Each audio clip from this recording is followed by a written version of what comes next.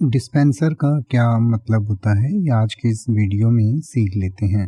Dispenser का मतलब होता है किसी भी चीज़ को डिस्पेंस करने वाला जो व्यक्ति या कोई इंस्ट्रूमेंट होता है, कोई डिवाइस होता है, तो उसको डिस्पेंसर कहते हैं। यानी कि जैसे कई बार आप कहीं बाहर जाते हैं या आपके घर में भी वाटर डिस्पेंसर हो सकता है, जिसमें आप बटन दबाते हैं और पानी निकलने लगता है, तो उसको वाटर डिस्पेंसर कहते हैं। इसी तरीके से हाथ धोने के लिए जब आप लिक्विड सोप लेते हैं, तो लिक्विड सोप का जो डिस्पेंसर लगा हुआ होता है उसको आप दबाते हैं, तो उसमें से लिक्विड सोप आपके हाथ पर आ जाता है और फिर आप हाथ धो लेते हैं, तो उसको आप लिक्विड सोप डिस्पेंसर कह सकते हैं। तो एक तो किसी भी चीज़ को डिस्पेंस करने वाला यानी कि उसको वितरित करने वाले को हम डिस्पेंसर कहते हैं।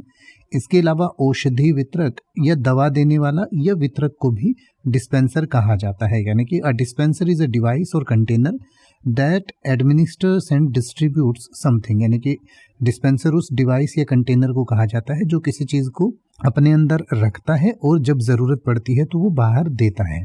तो जैसे कि अगर आप ये कहना चाहें कि बाथरूम में साबुन डिस्पेंसर खाली था, इसलिए मैंने उसे फिर से भर दिया, तो आप कह सकते हैं the soap dispenser in the bathroom was empty so I रिफिल्ड it.